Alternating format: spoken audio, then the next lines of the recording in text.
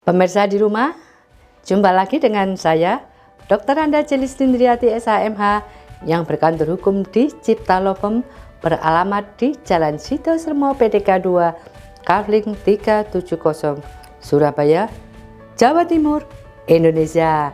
Pemirsa, kita kali ini akan membahas tentang akibat hukum, putusan kepalitan, dan penundaan kewajiban pembayaran utang berdasarkan Undang-Undang Nomor 37 Tahun 2004. Pemirsa, menurut Undang-Undang Nomor 37 Tahun 2004 tentang kewajiban dan penundaan kewajiban pembayaran utang, kepalitan adalah sita umum atas semua kekayaan debitor pilot yang pengurusan dan pemberesannya dilakukan oleh kurator di bawah pengawasan hakim pengawas sebagaimana diatur dalam undang-undang ini.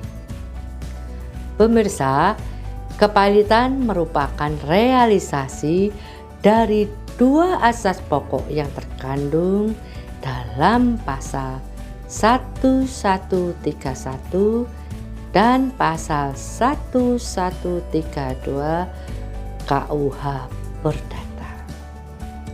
Pemirsa, dalam perundang-undangan kita dalam pasal 1131 menetapkan bahwa segala kebendaan si berutang, baik yang bergerak maupun yang tidak bergerak, baik yang sudah ada maupun yang baru akan ada di kemudian hari, menjadi tanggungan untuk segala perikatan perseorangan. Selanjutnya pasal 1132 KUH Perdata menentukan kebendaan tersebut menjadi jaminan bersama-sama bagi semua orang yang mengutangkan padanya. Pendapatan penjualan benda-benda itu dibagi-bagi menurut keseimbangan, yaitu menurut besar kecilnya piutang masing-masing, kecuali apabila di antara para piutang itu ada alasan-alasan yang sah untuk didahulukan. Pemirsa, dalam hal mengajukan permohonan kepalitan, maka harus memenuhi syarat pada pasal 2 Undang-Undang Kepalitan, yaitu debitor yang mempunyai 2 atau lebih kreditor dan tidak membayar lunas sedikitnya satu saja utang yang telah jatuh tempo yang dapat ditagih dinyatakan pilot dengan putusan pengadilan, baik atas permohonan sendiri maupun atas permohonan satu atau lebih kreditornya. Selain itu, pemirsa, yang dapat mengajukan permohonan pilot adalah: 1.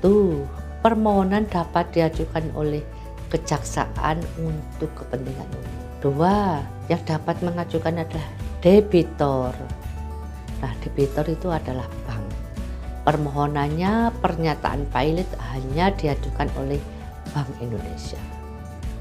Sedangkan debitor dari perusahaan efek, bursa efek, lembaga clearing dan penjamin, lembaga penyimpanan dan penyelesaian, permohonan pernyataan pilotnya hanya dapat diajukan oleh Badan Pengawas Pasar Modal. Apabila debitor adalah perusahaan asuransi, perusahaan reasuransi, dana pensiun, atau badan usaha milik negara yang bergerak di bidang kepentingan publik, permohonan pilot hanya dapat diajukan oleh Menteri Keuangan. Sedangkan dalam permohonan pernyataan pilot yang diajukan oleh debitur yang masih terikat dalam pernikahan yang sah, permohonannya hanya dapat diajukan atas persetujuan suami atau istrinya, namun ketentuan ini tidak berlaku apabila tidak ada persatuan harta.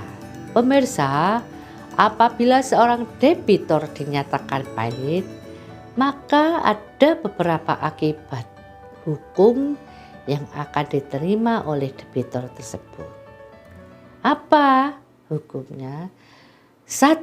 Akibatnya terhadap debitur pilot, debitur kehilangan haknya untuk menguasai dan mengurus kekayaannya yang termasuk dalam harta pilot sejak tanggal putusan pernyataan pilot diucapkan di pengadilan. Selain itu, tuntutan mengenai hak dan kewajiban yang menyangkut harta pilot harus diajukan atau oleh terhadap kurator. 2. Akibat terhadap kekayaan pilot meliputi seluruh kekayaan debitur pada saat putusan pernyataan pilot diucapkan serta segala sesuatu yang diperoleh selama kepilotan.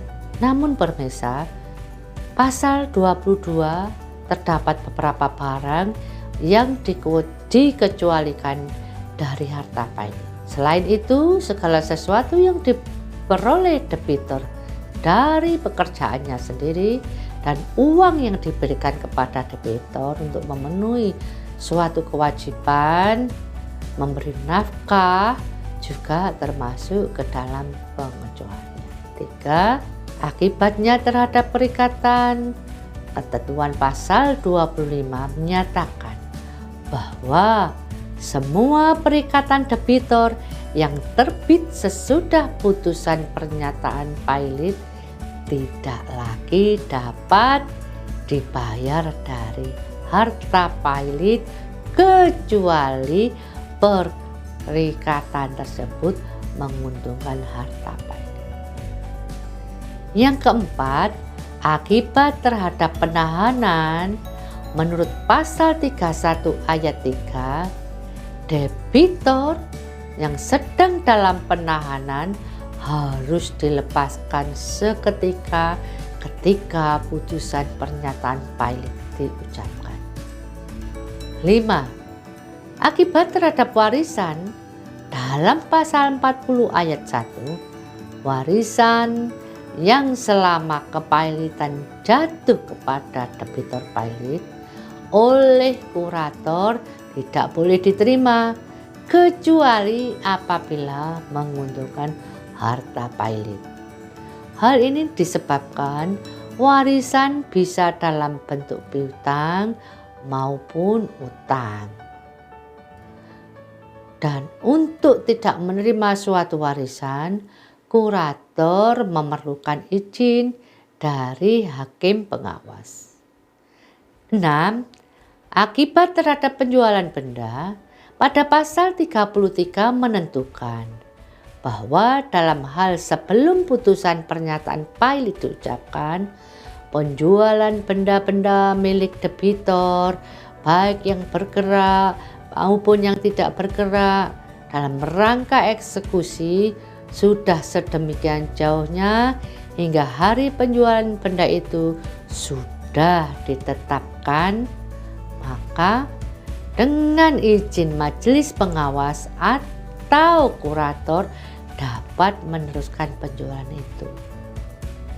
Pemirsa, hasil penjualan benda milik debitur masuk dalam harta pilot dan tidak diberikan kepada pemohon eksekusi. Lalu bagaimana Bu Pengacara menyelesaikan kepilotan tersebut? Pemirsa, sesuai dengan pasal 144 Undang-Undang Kepilotan, debitur pilot berhak untuk menawarkan suatu perdamaian kepada kreditur. Rencana perdamaian paling lambat 8 hari sebelum rapat pencocokan piutang dan diambil keputusan segera setelah selesainya pencocokan piutang. Bila pengesahan perdamaian telah memperoleh kekuatan hukum tetap, maka kepahilitan dinyatakan berakhir. Selain itu pemirsa, masih ada 2 cara untuk berakhirnya proses kepahilitan. Apa itu? 1. Dengan membayar semua utang piutang para kreditur, atau dengan tercapainya perdamaian atau akor dalam rapat pencocokan piutang atau verification, atau dalam pelaksanaan harta kekayaan debitur tidak mencukupi untuk pembayaran semua piutang kreditur. Dalam rapat pencocokan piutang tidak tercapai perdamaian atau debitur dalam keadaan insolvensi atau tidak mampu membayar, maka proses sitaan umum berjalan. Demikian kepahilitan berakhir dengan disusun dan didaftarkan pembagian mengikat dari hasil sitaan atau hasil penjualan harta kekayaan debitur. Pemirsa, demikian pembahasan kita kali ini. Kita dibatasi oleh ruang dan waktu. Kita akan membahas topik lain, dan topik hari ini akibat hukum putusan kepahilitan dan penundaan kewajiban pembayaran utang berdasarkan Undang-Undang Nomor 35 Tahun 2004 dapat membantu Anda mengatasi solusi perusahaan Anda yang terancam pailit atau bangkrut. Demikian ulasan saya hari ini. Apabila ada kesalahan atau tidak berkenan Anda dengan ulasan kami, mohon dimaafkan. Kita jumpa di kesempatan yang lain.